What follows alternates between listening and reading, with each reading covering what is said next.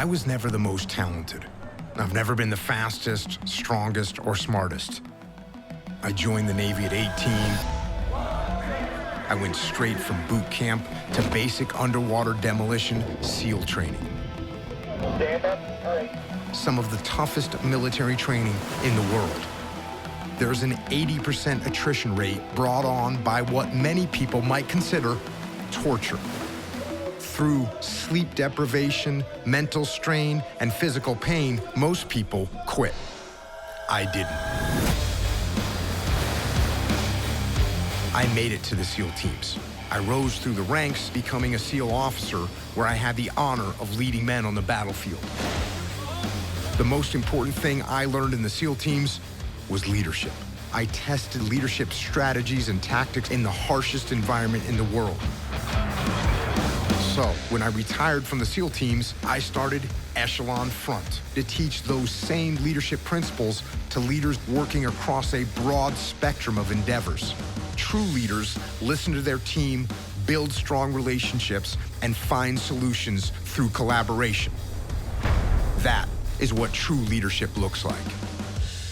I'm Jocko Willink, and this is Masterclass.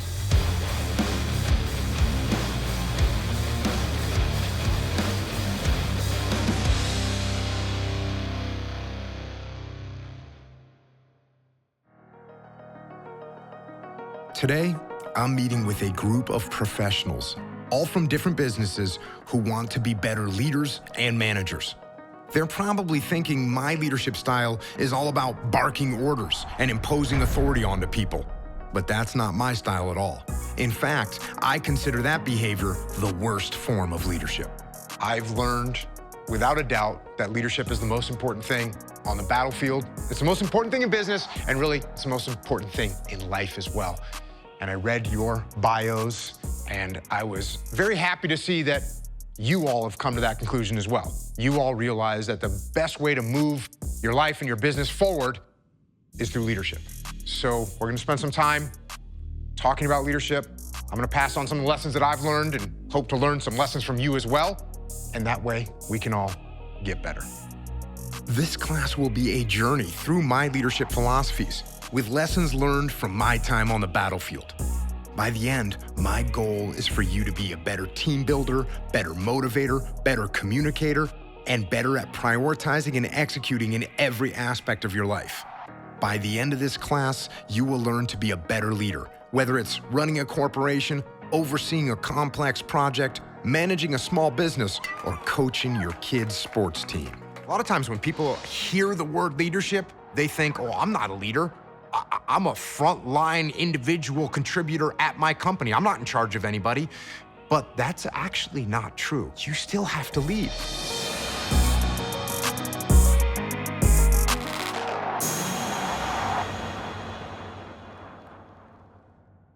Sometimes you have to lead your peers to get them to move in the right direction. Sometimes you have to influence or lead your boss because your boss doesn't see something that you see, or they're making a decision that doesn't make sense for you on the front lines. So you have to utilize leadership to lead up the chain of command to move your boss in the right direction. So no matter where you are inside of a company, you are in a leadership position.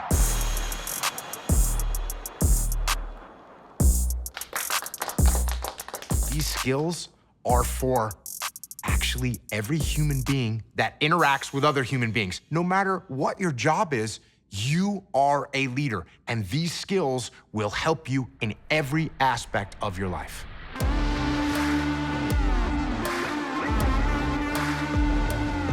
So to start this off, what do you think makes a good leader?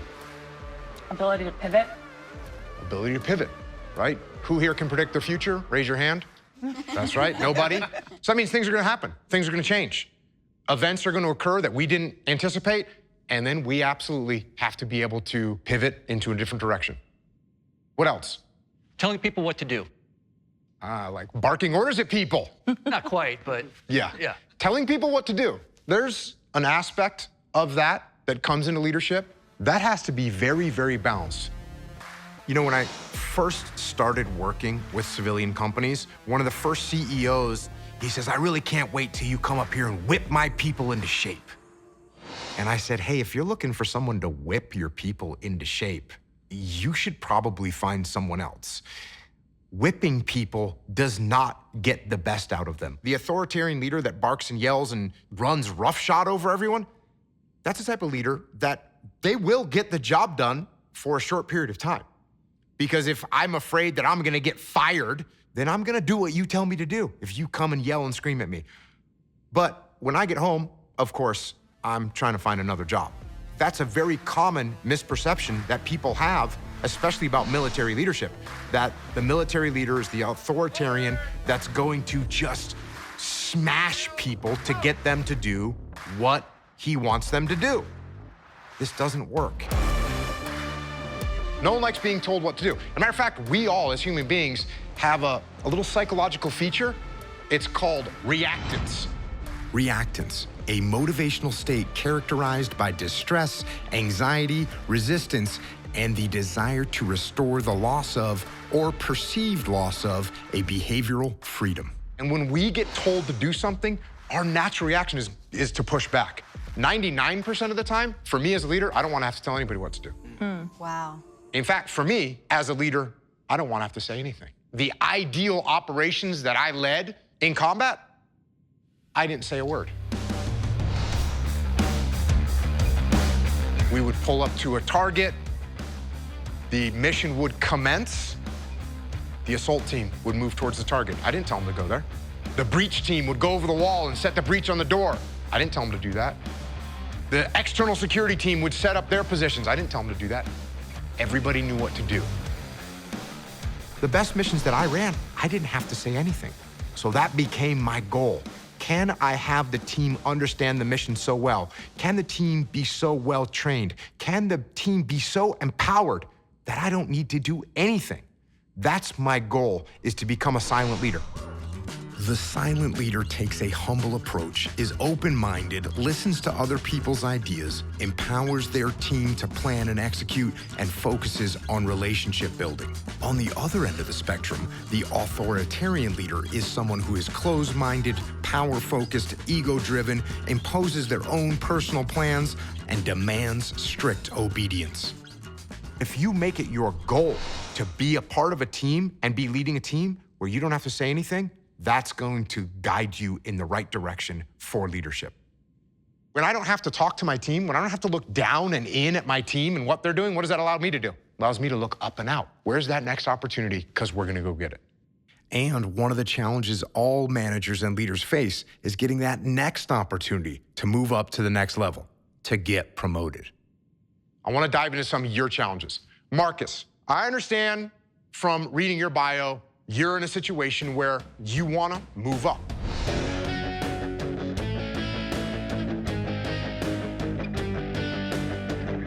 You wanna move into more senior leadership positions, but you feel like you're hitting some roadblocks. Yeah. What are you running into? I feel stuck. I've taken it upon myself to become a kind of a mentor for some of my teammates that are external hires, and I get them brought up to speed, all while not being afforded the opportunity to move in my current role. So you think maybe you're not getting the mentorship that you need, that you want in order to get promoted?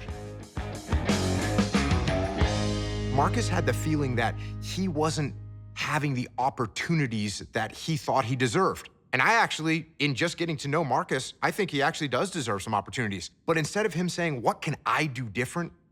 He was sort of looking around him and looking up the chain of command a little bit and thinking, hold on a second, shouldn't I be guided a little bit better? Shouldn't my path be presented a little bit clearer? And that's great. And you know what? That could possibly be true. But Marcus can't control that. What Marcus can control is Marcus. A couple things that you need to figure out. Number one, hey, is there truly an opportunity for you to advance sometime in the foreseeable future? If that doesn't exist, you do actually need to start figuring out what a possible exit strategy can be. Yeah. That's the reality of the situation. If you worked for me and I know you were a good worker and I know you were a good leader, I wouldn't let you leave. I would figure out how to get you into a position where you're gonna stay. Because as long as there's a place to go, I know you can get there. The last thing I'm gonna say about this is, what kind of relationship do you have with that senior leader? No matter what you're doing, if you have the right mindset, you're gonna get mentored all the time. Because if you build a good relationship with that senior leader, and they then start to understand what you've got going on and understand what your capabilities are, you will get that promotion. You will get that advancement. Getting him to realize that the best thing he could do is take ownership of that situation and say, okay, I'm not exactly sure what my path is. How do I find it out? Maybe I don't have the best mentor. How can I get someone to mentor me? And if I can't, then how do I gather the necessary information that allows me to move forward? Now, I always tell people, don't focus on promotion. How can I do the best job? How can I build a good relationship with my boss? And if you do those things, this will turn around and you're gonna get what you're going after. So, as you think about leadership, remember that everyone is a leader, regardless of their position on the team. Become a silent leader. Listen to your team and take their input. And focus on relationships up the chain of command to create leadership opportunities. Next up, I'm going to show you the right way and the wrong way to build relationships with your team. But if I walk up to Sarah and I say, hey, Sarah, I noticed you were late today, and if you're late again, I'm gonna write you up. Feel that positivity, everybody?